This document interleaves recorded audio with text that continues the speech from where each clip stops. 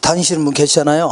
회사 다니시는 분들은 이렇게 이제 1년 동안에 예를 들어서 이제 2018년도에 월급 탈 때마다 뭐라고요?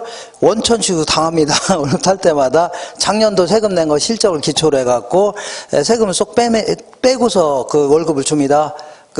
그러면 이 세금을 회사가 먹어요? 그 격리 직원이 있을 거 아닙니까? 그 직원이 세무서 갖다 납부하는 겁니다. 납부한 다음에 2월 달에 이제 정산하는 겁니다. 정확히 계산한다는 얘기입니다. 정확히 계산해서 2018년도에 총 급여가, 예를 들어 급여가 1억이다. 1억 나갔다는 얘기죠? 1억에 대해서 세율이 10%라면 세금이 얼마예요? 1,000만 원 아닙니까? 1,000만 원이죠? 다 이제 정확히 계산했을 거 아닙니까? 계산한 거에다가 이제 요걸 딱 이만큼 내야 되는 거 아닙니까? 2018년도에 세금으로 이만큼 내야 되는데 그동안 원천지수 당한 금액이 800만 원 나갔습니다. 그러면 요거 아직 못 냈죠, 이거?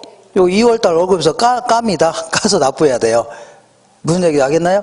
근데 만약에 자, 그동안 원천지수 당한 게 이렇게 많다. 그러면 요거 있잖아요, 요거는 더 낸 거 아닙니까? 그러니까 이거는 환급해 줘야 되겠네요. 이런 걸요 연말정산이라는 겁니다. 이렇게 해서 근로소득만 있는 자들은 회사에서 이렇게 연말정산을 통해서 납세임과 끝나는 겁니다. 그러니까 회사 다니는 사람이 또 가서 신고하고 이런 거 아니에요. 세무서 가서 신고하지 마세요. 신고하는 거 아닙니다. 이렇게 거기서 끝나는 겁니다. 원천지수 당하면서 끝난 겁니다. 이렇게. 오케이? 자, 이렇게 해서 제가 소득세 구조를 좀 알아봤습니다. 그래야지 이런 게 좀 이해를 합니다. 지금 나중에 1월 달부터 이런 거 안 합니다. 안 하고 그냥 바로바로 이제 계산 문제 하고 그럽니다. 자, 이번에는 요 7억은 어떻게 나온 숫자인가 보겠습니다. 7억. 자, 요것도 이렇게 보겠습니다. 요거는요. 자, 저거를 8억짜리를 5년 있다가 한 13억 정도 받을 것 같다고 가정해보자. 그러면 이거를 매도 가격이라는 겁니다. 매도 가격 혹은 매도 금액. 그러면 자 13억이 전부 내 손에 들어온 건 아니죠. 그래서 일단은 자 이것저것 다 빼야 될 거 아닙니까? 일단은 중개 수수료인 거 나가요, 안 나가요? 가령 대표님 중개 수수료라든가 각종 처분하는 과정에서 비용이 나갈 수 있는 겁니다. 거래계약서 작성 비용이 나갈 수 있고 아니면요 세입자 내보내는 과정에서 화해 비용이라든가 아니면 공증 비용 이런 거 나갈 수 있죠. 이런 거 등등등 이거 처분하는 과정에서 각종 경비가 나갈 수 있는 겁니다. 이걸요 매도 경비해 줍니다. 여기 주의할 것은 수도요금, 전기요금 이런 게 아닙니다. 여기는 처분하는 과정에서 소요되는 경비들 얘기하는 거지. 뭐 수도요금, 전기요금 이런 것들은 여기서 포함되는 거예요. 영업 활동하는 과정에서 나가는 거 아닙니까? 이거는 처분하는 과정에서 나가는 경비들을 얘기합니다. 대표적인 게 중개 수수료 아닙니까? 이렇게. 자, 이렇게 해서 계산한 금액을요, 순매도액 해줍니다. 자, 아까 제가 뭐라고 했어요? 순 하면 항상 경비를 뺀 거라고 했죠? 그래서 요거를 순매도액 해줍니다. 자, 여기서, 자, 저 3억을 빌렸는데 5년 동안 갚다 못 갚은 돈이 있을 수 있어 없어요? 있다는 얘기입니다. 예를 들어, 자, 10년 동안 갚기로 했으면 5년 만에 처분했으니까 못 갚을 돈 있을 거 아닙니까? 요거 다 갚아야 될 거 아닙니까? 은행에다 줄 돈이니까. 요거를요, 뭐라 하냐면, 미상환, 그냥 잔금해도 됩니다. 나중에. 자, 원금 중에 못 갚은 나머지 돈을요, 잔금이다 해줘야 되는데, 쓸데없이 그냥 미상환한 은행에서 빌린 저당 잔금이다 이렇게 얘기합니다. 좀 복잡스럽게 미상환한 저당 잔금 이렇게 해서 이렇게 계산한 걸요 세전 지분 복귀액 이렇게 얘기합니다. 세전 지분 복귀액 이렇게 얘기합니다. 이렇게. 그럼 이것도 또 세전이라는 얘기죠. 항상 세전하면 소득세가 포함되는 겁니다. 소득세. 자, 그러면 자 소득세인데 무슨 소득세냐면 자 8억에 구입해서 13억에 팔았다. 그러면 얼마 남겨먹었어요? 5억 남기면서 파는 거 아닙니까? 이걸 양도 차익 해줍니다. 뭘 한다고요? 양도 차익. 요걸 기초로 해서 이것저것 다 뺀 다음에 세금 내야 돼요. 이걸요 양도소득세 이렇게 얘기합니다. 아까 했었죠?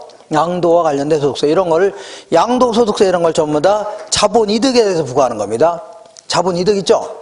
임대 이런 건 다 영업활동 관련된 소득세고, 얘는요, 자본 이득이 뭐라고 했어요? 싸게 구입해서 비싸게 팔았을 때 남기는 이득 있죠? 여기에도 부과하는 겁니다. 그래서 이걸 전부 다 싸잡아서, 양도소득세 이런 걸 다 싸잡아서 자본 이득세 이렇게 얘기합니다. 이렇게. 자, 이렇게 해서 계산한 금액을요, 세후 지분복귀액 이렇게 얘기합니다. 세후 지분복귀액이다. 이렇게. 자, 그래서 요거 해마다 물어보니까 이거 암기하셔야 돼요. 이거 큰일 났네. 이거 어떻게 암기하나? 이거 복잡스러운데. 그죠? 예.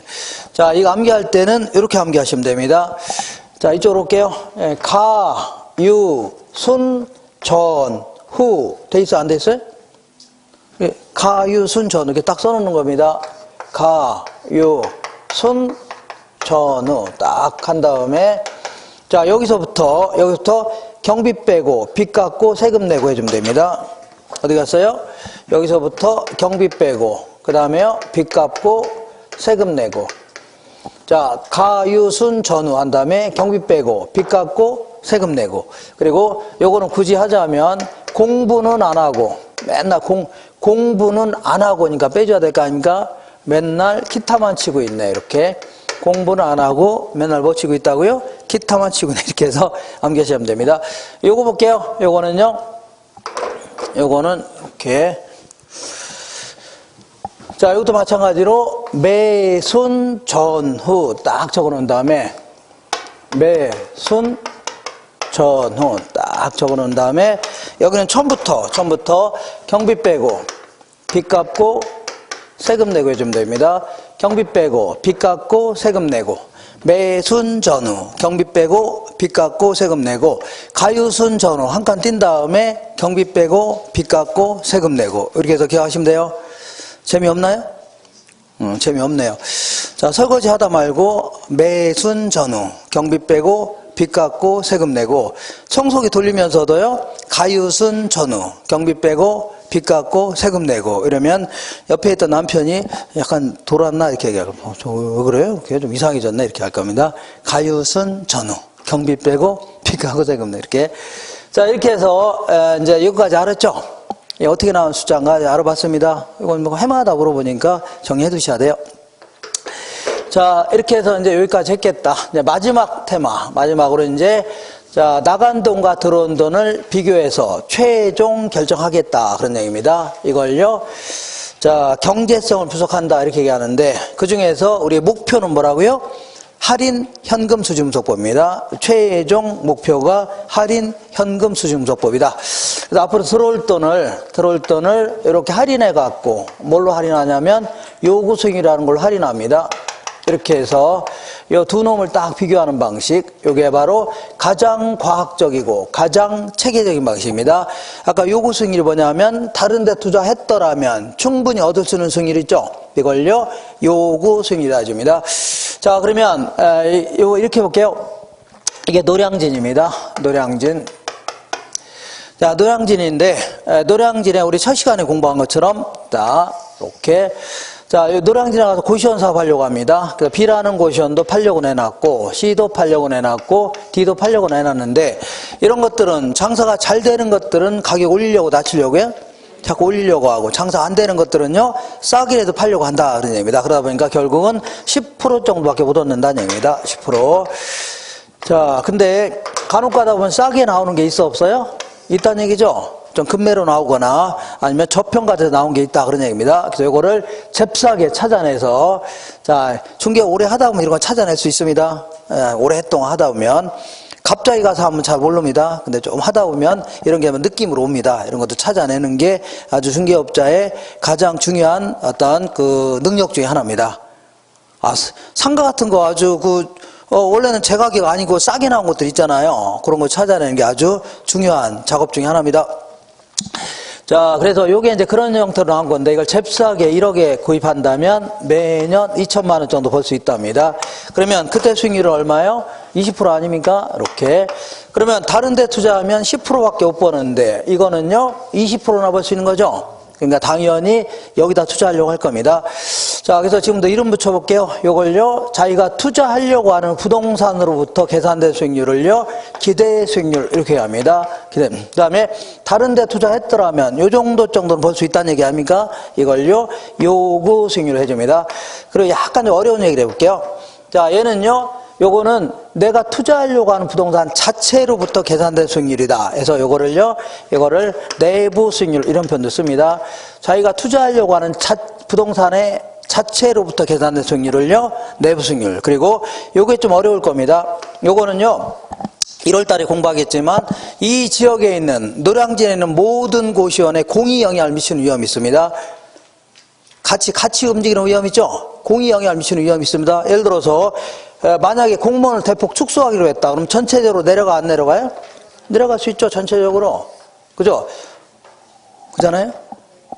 아니면 원룸 경기가 침체다. 그럼 침체도 사태 내려갈 수 있죠. 호황이다. 그럼 같이 올라갈 수 있죠. 이런 식으로 이 지역에 있는 모든 부동산에 공이 영향을 미치는 위험이 있습니다. 이거에 따라 결정되는 겁니다. 이해가 안 갈 겁니다. 이해 안 가, 상관없어요. 그러니까 이건 시장에서 결정되는 겁니다. 결과적으로.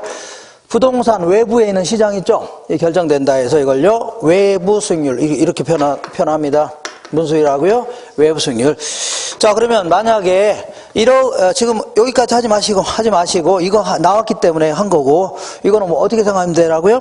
다른 데 투자했더라면 충분히 얻을 수 있는 수익률. 여기까지 마세요. 다른 데 투자했더라면 이 정도는 벌 수 있어 없어요? 있다. 이걸요, 요거 수익률. 그럼 만약 여기다 투자했는데 1억 투자했는데 1년 후에 자, 저건 5년 있다 처분하니까 복잡해요, 안 복잡해요? 복잡하니까 이거를 1년 만에 처분한다 과정해보자. 그러면 1억 투자하니까 2천만 원 추가로 벌 수 있는 거 아닙니까? 그럼 총 얼마 들어오는 거예요? 1억 2천만 원 들어온다는 얘기입니다. 1억 2천. 자, 그래서 이걸 할인 현금 수지 분석법이라는 겁니다. 현금 수지 분석법. 여기 이제 오늘의 이제 결론입니다. 오늘 결론, 하이라이트, 이렇게. 자, 오늘의, 아까 어떤 도시라고요? 부산이라고 했잖아요, 부산. 우리 목표가 부산이라고 했잖아요. 거기라고 생각하시면 돼요. 자, 그러면 할인 현금 수지 분석법은 크게 한 3가지가 있습니다. 이렇게 볼게요. 박스로, 이렇게. 자, 하나, 2개, 3개, 이렇게. 얘는 뭐냐면, 순현가법 해줍니다. 순현가법. 자, 여러 가지 용어가 많이 나오니까, 뭐 대충 저런 거구나. 이렇게 하시면 돼요. 요거는요, 수익성 지수법이라는 겁니다. 수익성 지수법. 요 3가지. 얘는요, 내부 수익률법 해줍니다. 내부 수익률법이다. 이렇게. 3가지 형태가 있습니다. 가독하다 이제 영어로 나오기도 하니까 이 순현가라는 게 순현재 가치를 얘기합니다. 순현재 가치. 그래서 순을 영어로요, net 이렇게 합니다. 현재를요, present. 그 다음에 가치를요, value. 이렇게 해서 MPV법 이렇게 얘기합니다. 그 다음에 수익성 지수는 지금 뭐 어디 하는 거냐면, 자, 하나 넘겨보시면 94페이지에 맨 아래쪽에 보시면 할인 현금 수지 분석법 있죠? 요거 보면 오른쪽에 95페이지에 5회에서 두 번째 줄에 보시면 순 현재 가치법이 있고, 그 다음에 그 딱 중간 정도에 보면 내부 수익률법 있죠? 그 다음 한 장 넘겨볼게요. 한 장 넘겨보시면 메뉴에 수익성 지수법 있죠? 요거 하는 겁니다. 요거 하는 거니까. 자, 그래서 수익성을요, 수익성을 영어로요, profitability 해줍니다. P라고 할게요. 지수를요, 인덱스 이렇게 얘기합니다. PI법. 그 다음에 내부 수익률을 투자한 자체의 수익률 얘기합니다. 이걸요, internal rate of return 해갖고 IRR 이렇게 얘기합니다. 자, 그러면 얘네들은 화폐의 시간가치를 고려한다 이렇게 변합니다. 화폐의 시간가치를 고려한다는 얘기는 다른 데 투자했더라면 화폐 가치가 달라지는 거 있죠? 이걸 고려하겠다는 얘기입니다. 그러면 여기서 다른 데라는 게 어디냐면 요구 수익률을 얻을 수 있는 곳 있죠? 다른 데 투자했더라면 충분히 얻을 수 있는 수익률 있죠? 여기다 투자했더라면 화폐 가치가 달라져요, 안 달라져요? 이걸 고려하겠다는 얘기입니다. 고려하는데 얘는 자, 볼게요. 1억 투자하면 1년 후에 얼마 들어와요? 1억 2천만 원 들어오는 거 아닙니까?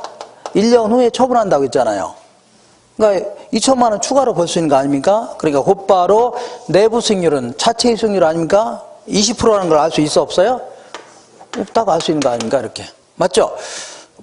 그죠? 근데 얘는 수익률 가지고 비교하는 겁니다. 다른 데 투자했더라면 화폐의 가치가 달라지는 걸 뭘 비교한다고요? 수익률 가지고 비교하는 겁니다. 그러면 자, 여기다 투자하면 20%를 이걸 내부 수익률을 이렇게 얘기합니다. 근데 다른 데 투자했더라면 몇 프로밖에 못 벌어요? 10%밖에 못 벌죠? 그러면 이걸 요구 수익률이라는 겁니다. 이걸 비교해서 얘가 크거나 같다 선택하는 겁니다. 지금까지 한 게 이거 아닙니까? 이거 했죠? 요거는 다른 데 투자했더라면 화폐 가치가 달라지는 거 있죠? 요거를 수익률 가지고 비교하는 겁니다. 여태 했던 게 이게 아닙니까? 여태 이거입니다. 자, 지금부터 분석의 방향을 확 틀어서, 어떻게 틀어서요?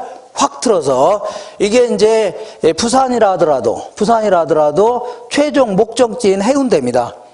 해운대 놀러 가려고 하는데, 최종 목적지가 어디라고요? 요겁니다. 해운대.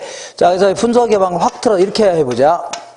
자, 지금 1년 동안 할 거를 이제 한꺼번에 한번 해보는 겁니다. 1년 동안. 1억을 투자하게 되면 1년에 얼마 들어온다고요? 1억 2천만 원 들어온답니다. 처분했을 때. 그러면 요걸 뭐라 할까요? 현금 유출액. 얘를 뭐라고요? 현금 유입액. 자, 저기 5억을요, 현금 유출액. 그 다음에 들어온 것들을요, 현금 유입액. 현금 들어오는 거 아닙니까? 이것도 마찬가지로 현금 유출액. 얘를 뭐라고요? 현금 유입액. 근데 아까도 얘기했지만 나간 돈과 들어온 돈을 단순히 비교하는 것은 큰 의미가 있어 없어요? 없다는 얘기입니다. 그러면 앞으로 들어올 돈을 다른 데 투자했더라면 충분히 얻을 수 있는 수익률인 10%로 할인해 볼게요. 뭐라고요? 10%로. 그러면 아까처럼 10% 빼면 돼요. 아까 공부했었죠? 1억 2천만 원 요거에서 10% 이렇게 빼면 될 거 아닙니까? 그죠? 그러면 그냥 지금 몰라도 돼요? 1억 2천만 원 곱하기 1 플러스 10%하면 0.1 아닙니까? 요거의 1제곱분의 1이죠? 이렇게 좀 쏙 빼내는 거 아닙니까? 이렇게. 아까 했었죠? 쏙 빼내는 거 이렇게 빼내면 돼요. 이렇게. 자, 그러니까 어쨌거나 빼낸 금액이 얼마냐면, 자, 빼낸 금액이 어디 갔어요? 자, 빨강색으로 할게요. 입체적으로 이렇게 이게 얼마냐면 1억 909만 원이 나옵니다. 1억 909만 원. 요거의 의미를 좀 아셔야 돼요. 의미가 뭐냐면, 자, 1억 2천에서 10% 뺀 게 요거죠? 10% 뺀 게 이거 아닙니까? 그럼 여기다 10% 붙인 게 이 금액이죠? 아까 100원에다 이자 붙인 게 133.1원 아닙니까? 이자 쏙 빼낸 게 얼마라고요? 100원 아닙니까? 이것도 마찬가지로 10% 뺀 게 이거죠? 거꾸로 여기다 10% 붙인 게 이거죠? 그러면 자, 내가 다른 부동산에 투자해서 다른 부동산에 투자하면 몇 프로밖에 못 벌어요? 10%밖에 못 벌죠? 그럼 다른 부동산에 투자해서 1년 후에 1억 2천만 원 되려면 현재 얼마는 투자해야 돼요? 1억 909만 원 투자해야 10%를 벌면서 1억 2천 되는 거죠? 근데 내 부동산은 얼마만요? 1억만 투자해도 1억 2천 되는 거 아닙니까? 벌써 얼마가 이문이에요? 909만 원만큼 이문이 아닙니다. 다시 할게요. 자, 대충 무슨 얘기 하셨나요? 다시 할게요. 나간 돈과 들어온 돈을 단순히 비교하는 것은 큰 의미가 있어 없어요? 없다는 얘기입니다. 그러면 앞으로 들어올 돈을 다른 데 투자했더라면 충분히 얻을 수 있는 수익률인 10%로 뺀 게 이거죠? 그러면 10% 뺀 게 이거 아닙니까? 그럼 거꾸로 한다면 10% 붙인 게 이 금액 아닙니까? 그럼 다른 데 투자하면 몇 프로밖에 못 벌어요? 10%밖에 못 버는데 다른 데 투자해서 1년에 1억 2천만 원이 되려면 현재 얼마는 투자해야 돼요? 1억 909만 원은 투자해야 10%를 벌면서 1억 2천 되는 거 아닙니까? 근데 내 부동산은 1억만 투자해도 1억 2천 되는 거 아닙니까? 벌써 얼마가 이문이에요?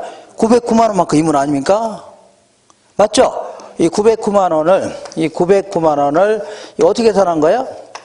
자, 이거는 1억 909만 원에서 1억을 뺀 거 아닙니까? 여기서 이거 뺀 거 아닙니까? 이 909만 원을 순현가라고 하는 겁니다. 무슨 현가라고요? 순현. 너무 어려워요. 근데 1년에는 할 거를 이제 미리 한번 해보는 겁니다. 1년에 이런 거 할 거예요. 이거를 0보다 클 때 투자하겠다. 그런 얘기입니다. 뭐보다 클 때요? 0보다 클 때 투자하겠다. 됐죠? 자, 다시 할까요? 대충 감은 오시죠? 자, 요런 게 좀 갖춰진다면 공부가 금방 끝납니다. 진짜 금방 끝나요. 맨날 이런 거 가지고 하는 겁니다. 이런 거 가지고 계속 이제 살짝 더 덧붙이고 하는 겁니다. 자, 이번에는 자, 여기서 요것 뺀 게 순환가 아닙니까? 근데 이것분의 이거 해주면 1억분의 1억 분의 1억 909만 원 이렇게 해주면 얼마가 되냐면 1.0909 이렇게 나옵니다. 이렇게 1.0909 이렇게. 그럼 요걸 뭐라고 하냐면 수익성 지수라는 겁니다. A. 자, 수익성 지수. 그러니까 여기서 이것 뺀 게 뭐라고요? 순환가. 이것분의 이거 한 걸요? 수익성 지수. 요거는 1을 기준으로 합니다. 1. 분수니까 1보다 크거나 같을 때 선택하겠다는 얘기죠. 1보다 크거나 같을 때. 그래서 이게 이제 가장 중요한 그 목표입니다. 목표. 이게 이제 정리가 된다면 공부가 상당히 수월해집니다. 수월해져. 이게 큰 흐름 내에서 이렇게 정리하시면 매우 그 빠른 속도로 정리할 수 있습니다. 빠른 속도로. 되겠나요? 이렇게. 자, 다시 한번 마지막으로 한번 더 해볼게요. 자, 다른 데 투자하면 몇 프로밖에 못 번다고요? 10%밖에 못 버는데 여기다 투자하면 얼마라고요? 20%나 벌 수 있는 거죠? 그럼 당연히 여기다 투자하려고 할 겁니다. 요걸요, 내부 수익률. 그 다음 다른 데 투자했더라면 얻을 수 있는 수익률요, 요거 수익률. 그래서, 자, 내부 수익률법은요, 내부 수익률하고 뭘 비교한다고요? 요거 수익률을 비교해서 크거나 같을 때 선택하는 거 아닙니까? 여태 했던 거죠? 네, 이 분석의 방을 확 틀어서 1억 투자하니까 1년에 얼마 들어온다고요? 1억 2천 들어오는데 나간 돈과 들어온 돈을 단순히 비교하는 것은 의미가 있어 없어요? 없다. 그래서 앞으로 들어올 돈을 다른 데 투자했더라면 충분히 얻을 수 있는 수익률인 10%를 할인하는 겁니다. 할인하죠? 10% 뺀 게 이거 아닙니까? 거꾸로 한다면 여기서 10% 붙인 게 이 금액이죠? 그러면 다른 데 투자하면 몇 프로밖에 못 벌어요? 10%밖에 못 버는데 다른 데 투자해서 1억 2천만 원 되려면 현재 얼마는 투자해야 돼요? 1억 909만 원 투자해야 10%를 벌면서 1억 2천 되는 거죠. 다른 데 투자하게 되면. 근데 내부동산은요. 얼마만 투자했어요? 1억만 투자해도 1억 2천 되는 거 아닙니까? 벌써 얼마가 이문이라고요? 909만 원만큼 이문이라는 얘기입니다. 그죠? 이걸요. 수년가라는 겁니다. 수년가. 그 다음에 이것분에 의한 걸요. 수익성 지수라는 겁니다. 이렇게 해서 자, 다 된 겁니다. 자, 이쪽으로 한번 와볼게요. 한 번만 더 해볼게요. 한 번만. 자, 얘네들을 요거 수익률 10%라면 요거 빼낼 수 있죠? 하나하나 빼내면 될 거 아닙니까? 아까 빼내는 거 알 수 있죠? 빼내면 돼요. 그러면 이게 빼낸 금액 6억이라고 치자. 얼마라고요? 6억이다. 그러면 여기서 10% 뺀 게 이거죠? 10% 뺀 게 이거 아닙니까? 이거 빼낸 거 할 겁니다. 거꾸로 한 다음에 여기다 10% 붙인 게 이 금액이라는 얘기죠? 붙인 게 이 정도 번다는 거 아닙니까? 그럼 다른 데 투자하면 몇 프로밖에 못 벌어요? 10%밖에 못 벌죠? 그럼 다른 데 투자해서 이 정도 벌려면 얼마는 투자해야 돼요? 6억은 투자해야 10%를 벌면서 이 정도 버는 거 아닙니까? 근데 내부동산은 얼마만 투자해야 돼요? 5억만 투자해도 이 정도 버는 거 아닙니까? 벌써 얼마가 이문이에요? 1억만큼 이문이라는 얘기입니다. 1억을 뭐라고요? 수년가라는 겁니다. 되겠죠? 그래서 이렇게 해서 아주 중요한 얘기를 알아본 겁니다. 알아봤고, 그리고 마지막으로 이거는 그냥 앞으로 공부할 내용만 좀 확인하면 됩니다. 어디냐면 자, 97페이지에 보시면 97페이지에 어림셈법과 그다음 그 밑에 뭐가 있어요? 비율 분석법이 있는데 요거는 이런 논리입니다. 자, 얘네들은 일단은 아주 불합리한 가정을 두 가지랍니다. 무슨 가정을요? 불합리한 가정을 두 가지 하는데 일단은 처분하지 않는다. 일단 뭐 한다고요? 처분하지 않는다. 두 번째는요. 똑같은 소득이 계속 발생한다 가정해야 돼요. 똑같은 소득이 어떻게 해요? 계속 발생한다 가정해야 됩니다. 그렇지 않으면 논리 자체가 그 계산이 안 돼요. 그러니까 똑같은 소득이 계속 발생한다 가정해야 돼요. 그런 다음에 그러면 자, 똑같은 소득이 발생하니까 자, 투자해 가고 한 해의 소득을 간단히 비교하는 겁니다. 투자해 가고 한 해의 소득을 간단히 비교하는데 자, 우리는 투자액에 비해서 소득이 커야 좋아요? 작아야 좋아요? 커야 좋습니다. 반대로 소득이 똑같다면 투자액은 클수록 좋아요? 작을수록 좋아요? 작을수록 좋죠? 그래서 간단히 비교하는 겁니다. 어떻게 비교한다고요? 간단히 이렇게 비교하는 겁니다. 이렇게. 그러니까 투자액하고 소득을 간단히 이렇게 비교하는데 이렇게. 그러면 이 소득은 어떻게 구성되어 있습니까? 앞으로 이제 공부할 내용만 확인하면 돼요. 여기 좀 약간 처음 하시는 분 어렵게 느껴질 겁니다. 앞으로 이제 이런 식으로 공부할 거다. 자, 먼저 아까 가유순 전후다. 가유순 전후 이렇게 돼 있죠? 돼 있을 거 아닙니까? 그러면 자, 여기서 이제 은행이 이제 부채 서비스액으로 가져갑니다. 은행이 여기서 가져가는 거예요. 이렇게. 아까 확인한 거 보면 나왔죠? 여기서 은행이 여기서 가져가는 거 아닙니까? 가져가는데 여기까지 요 소득 볼게요. 자, 여기까지 소득은 자, 은행이 여기서 가져갔잖아요. 그러니까 요런 소득들은 내가 가져갈 소득과 은행이 가져갈 소득이 섞여 있어, 안 섞여 있어요? 섞여 있죠. 그러니까 이 소득하고 비교할 때는요, 총투자액하고 비교해야 됩니다. 무슨 투자액이라고요? 총투자. 그러니까 총투자, 이거 합친 게 총투자액이에요. 이거 비교하는 거고. 그 다음에 요 두 놈을 비교할 때는요, 요거 두 놈을 비교할 때는요, 요거는 은행이 가져갔죠? 그럼 내가 가져갈 소득만 남아있는 거 아닙니까? 그렇기 때문에 얘들하고 비교할 때는요, 지분투자액하고 비교해야 됩니다. 무슨 투자액이라고요? 지분투자액. 이렇게 해서 얘는 총투자액, 얘는요, 지분투자액. 이렇게 해서 간단히 비교하는 게 어림셈법입니다. 자, 앞으로 공부할 내용만 잠깐 확인할게요. 어림셈법은 아주 별거 아닙니다. 자, 이렇게 이제 박스를 그린 다음에 얘는요, 승수법이라고 해요. 무슨 법이라고요? 승수법. 얘는 수익률법이라는 겁니다. 수익률법이다. 이렇게. 수익률법. 자, 얘는 무슨 얘기인지 모르겠지만 밑으로 소득이 들어갑니다. 밑으로 뭐가 들어간다고요? 소득을 집어넣어요. 위로 뭘 집어넣냐면 투자액을 집어넣습니다. 투자액. 그러면 소득은 커야 좋아요? 작아야 좋아요? 커야 좋고, 투자액은요, 작을수록 좋죠. 그렇게 해서, 그리고 요 두 놈은 조소득입니다. 가능 조소득. 얘는요, 유효 조소득. 이 두 놈은 둘 다 뭐라고요? 조소득 아닙니까? 가능 조소득, 유효 조소득 있죠? 그래서 조순 전후 이렇게 해서 나중에 암기하고 가셔야 돼요. 무슨 전후라고요? 조순 전후. 이렇게. 자, 지금 이거 암기하는 게 아니라 앞으로 이런 걸 공부할 거다 하시면 돼요. 그러니까 여기다가 조순 전후 써놨죠? 이렇게 한 다음에, 자, 요 두 놈은 뭐하고 비교하라고요? 총투자액. 요 두 놈은 뭐하고 비교하라고요?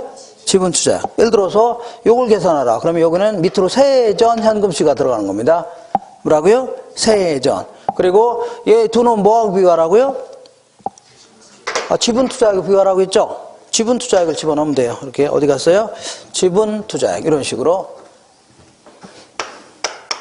하나 더 해볼까요? 얘는 요건 뭘 집어넣어야 돼요? 순영업소득 집어넣으면 되겠네요. 그 다음에 위에는 무슨 투자액이요? 총투자액 집어넣으면 되죠? 아닌가요? 이렇게 해서 요건 뒤집어 놓은 겁니다. 다 뒤집어 놓은 거. 이렇게 해서 나중에 기억하고 하시면 돼요. 이렇게. 그 다음에 이제 비율 분석법은 자, 세 가지. 대부 비율과 부채 비율, 부채 감당률 같은 거죠? 이렇게 해서 정리하시면 됩니다. 대부 비율, 부채 비율, 부채 감당률. 이런 거 있잖아요. 이런 걸 정리하고 들어가면 되는데, 자, 조금 더 하려다가 뭐 할 게 별로 없네요. 할 게 별로 없다. 진짜. 오늘 제가 처음부터 끝까지 앞으로 할 공부를 다 얘기한 겁니다. 할 얘기 다 했어요. 더 해요? 좀 더 할까 뭐 할 것도 없는데. 그만해도 되죠? 그러니까 다른 거, 자, 여기서는 이거 하나하나 하는 것보다는, 큰 틀을, 저런 얘기를 하는 거구나. 그래서 이런 거 지금 할 필요 없어요. 아까 요거 있잖아요. 요거, 이런 거구나. 이렇게 하시면 돼요. 이런 거구나. 그래서 큰 흐름을 갖춘다면은 매우 빠른 속도로 끝낼 겁니다. 매우 빠른 속도로. 그냥 빠른 속도가 아니라 뭐라고요? 매우 빠른 속도로. 다 별로 할 것도 없어요. 이렇게 큰 흐름만 잡은다면. 그리고 특히 다음 시간에 금융론도 마찬가지고, 그 다음에 감정평가도 마찬가지입니다. 이런 식으로 쭉 정리하셔야 돼요. 그렇게 하면 빠른 속도로 이제 끝날 겁니다. 그래서 오히려 자, 그 시간에 다른 거 공부하는 게 훨씬 나을 수도 있을 겁니다. 뭐 질문 있나요? 아무거나 질문하세요. 네? 자, 뭐 없나요? 그러면 어때서 되게 일찍 끝났네. 또 금융론 또 하기도 그렇고. 자, 다음 주에 할게요. 네, 오늘 너무 고생하셨습니다. 오늘 이상입니다.